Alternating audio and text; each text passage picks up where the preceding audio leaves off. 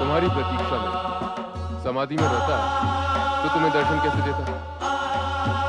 कहो नारद, क्या समाचार है?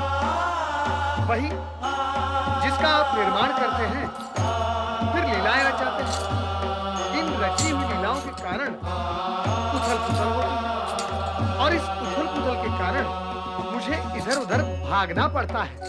इस भागने की प्रक्रिया में कुछ पात्रों के चरित्र प्रकट होते हैं और वही समाचार बन जाते हैं। अति सुंदर। अब तो तुम व्याख्या भी करने लगे। क्या करूं भगवान, मैं आपकी भांति लीलाएं नहीं रचा सकता, इसलिए व्याख्या मात्र करने का प्रयत्न करता हूं। नारद, तुम्हारी लीला से तो तीनों लोग प्रभावित होते हैं और तुम कहते हो कि लीला नहीं रचा सकते? भगवान, मैं इस समय आपसे चर्चा करने की स्थिति में नहीं हूं। आप केवल मुझे उस लीला का अर्थ समझा दीजिए जो आपने नर नारायण के साथ प्रारंभ की। क्या हुआ है उन्हें? मुझे पता है प्रभु, आप मुझे ही माध्यम बनाकर मेरे ही मुख से सुनना चाहते हैं। तो ठीक है, सुने। देवराज इंद्र ने आपके परम भक्त नर और नारायण की तपस्या पूर्ण करने के लिए मेनका और रंभा को भेजा है। क्यों? वे ऐसा क्यों कर रहे हैं? कौन से उद्देश्य पूर्ति के लिए वे ऐसा कर रहे हैं? नारद, इस जगत में जो कोई भी सत्कर्म अथवा दुष्कर्म करता है, उसमें उसका उद्देश्य अवश्य छिपा होता है। जो ज्ञान मुझे है, वो आप फिर से मुझे क्यों दे रहे हैं? मैं तो वो सत्य जानना चाहता हूँ जिसका ज्ञान मुझे न हो। मैं तो ये जानना चाहता हूँ, यदि देवराज इंद्र नर और नारायण को पीड़ित करते हैं, तो उसका परिणाम क्या होगा? जिस लीला में नारद संलग्न है, उसका परिणाम तो शुभ ही होगा। भगवान, आप अपने नाम के स्थान पर मेरे नाम का उपयोग क्यों कर रहे हैं? आप हंस रहे हैं और मैं नर नारायण के लिए चिंतित हूँ। चिंता की आवश्यकता नहीं नारद। नर नारायण में से ये वही नारायण है जो हर पल हर क्षण तुम्हारे मन और वाणी में रहते हैं। धन्य हुआ हूं मैं भोलेनाथ। परंतु मेनका और रंभा के नृत्य के चमत्कार का क्या प्रभाव होगा? होगा नारद, उसका प्रभाव ही होगा। परंतु भगवान, क्या होगा?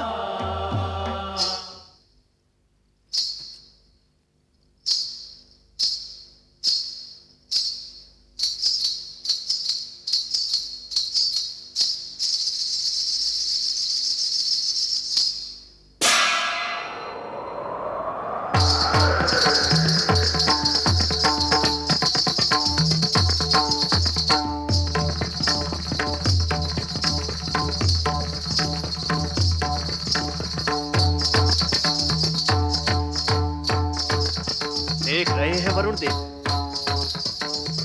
रंभा और मेनका के नृत्य से नर नारायण सम्मोहित हो रहे हैं।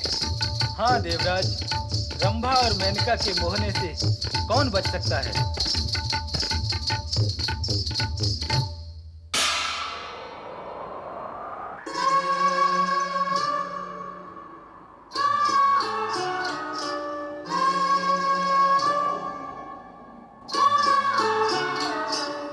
देखते हैं और कितनी देर तपस्या करते हैं ये दोनों। भैया नारायण, देवराज इंद्र ने हमारी तपस्या भंग करने की समुचित व्यवस्था की है, तो अपने तप की रक्षा के निमित्त हमें भी उचित व्यवस्था कर लेनी चाहिए।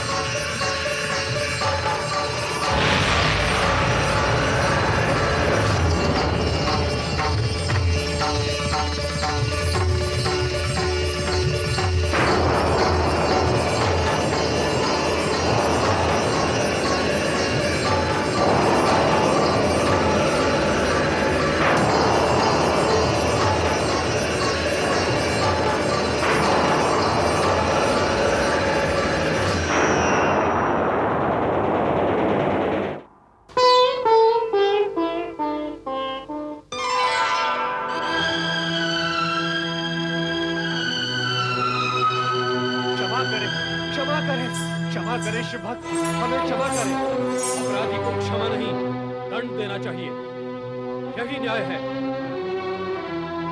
भैया ना, पहले इनके मुख से ये तो सुन लो कि ये किस अपराध की क्षमा मांग रहे हैं और क्यों। ये परम शिव भक्त, आप दोनों के घोर तप से भयभीत होकर मैं ये सोचने पर बाध्य हो गया था कि आप इंद्रासन पर अधिकार प्राप्त करने की कामना से ये तप कर रहे हैं।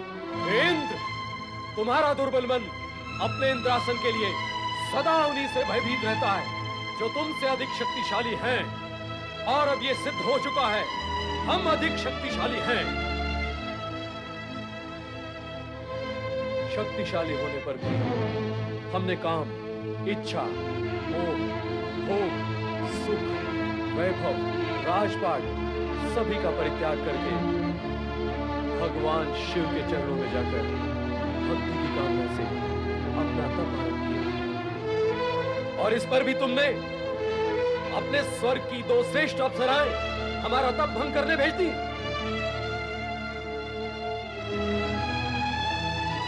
देख लिया ना इंद्र, तुम्हारे स्वर्ग में सहस्त्रों अप्सराएं होंगी, किंतु हमारे रोम रोम में असंख्य और श्रेष्ठ अप्सराएं शांत पड़ी हैं। हम शिव भक्तों को तुम्हारी ये दो अप्सराएं क्या सम्मोहित करने का सामर्थ्य रखती हैं? इंद्र, तुमने अपराध ही नहीं, धृष्टता की है। धृष्टता ही नहीं, दुष्टता की है।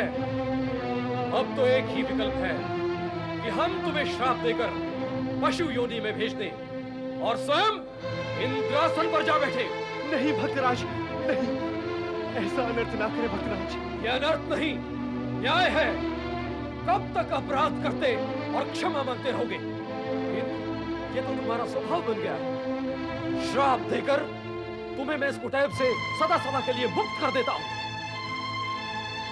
हे शिव भक्त, हम सब देवगढ़ की प्रार्थना है कि देवराज को क्षमा कर दें। तुम्हारा इंद्र देवराज कहलाने के योग्य नहीं है। ऐसा क्यों भक्तवर? ये प्रश्न स्वयं से पूछो वरुण देव।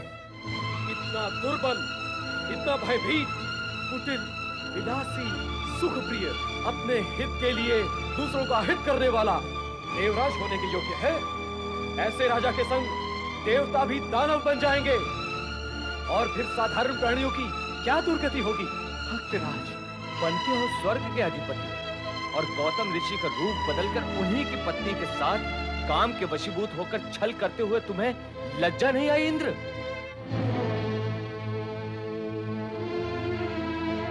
तुम्हारा संपूर्ण जीवन छल कपट, भोग विलास, अनैतिकता और अमर्यादा की दुर्गंध से भरा एक घृणापूर्ण लेख है, और तुम देवराज हो।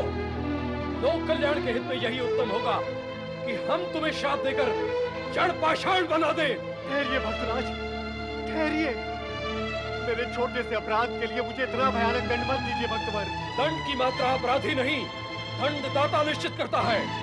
तुम्हें पशु, मूषक, स्वान अथवा गर्दभ बना भी दिया जाए तो भी तुम निर्दोष प्राणियों का अहित ही करोगे। इसलिए तुम्हारा जड़ पाषाण बन जाना ही उचित है। मैं तुम्हें श्राप देता हूँ कि क्षमा करें भक्तवर, क्षमा करें, देवराज को क्षमा करें। सुंदरी, तुम भैया नारायण की उर्वा से उत्पन्न हुई, इसलिए तुम उर्वशी। इंद्र के अहंकार को खंडित करने और तुम्हें ब्रह्मा और मेनका से श्रेष्ठ सिद्ध करने निमित्त ही तुम्हारी उत्पत्ति की गई है। फिर तुम देवराज के लिए क्षमादान क्यों चाहते हो? भक्तवर, ये देवराज होने के साथ साथ कला के प्रशंसक और रक्षक हैं।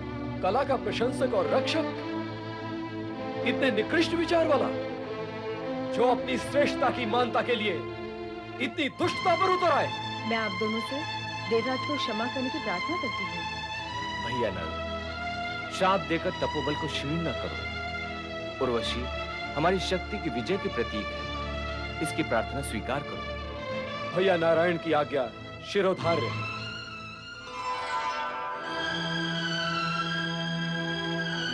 अब मेरे लिए क्या आ गया है भक्तराज? मैं तो आपकी उत्पत्ति हूँ। अब कहाँ जाऊँ? उर्वशी, हम तो तपस्वी हैं। तुम्हारा निवास हमारे साथ संभव ही नहीं। तुम नृत्य कला की जीवित प्रतिमा हो। देवराज इंद्र के यहाँ स्वर्ग में कला का मान सम्मान और रक्षण होता है, इसलिए हम तुम्हें दिव्य भेंट मानकर स्वर्गाधिपति को सौंपते हैं। वही स्थान तुम्हारे लिए उचित होगा। भक्तराज, हम सब आपकी दया और आशीर्वाद के पात्र हैं। हमारा भक्ति पूर्वक प्रणाम स्वीकार कीजिए।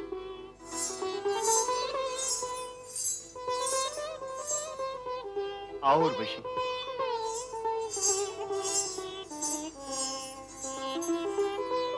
ओम नमः शिवाय। ओम नमः शिवाय। ओम नमः शिवाय। ओम नमः शिवाय।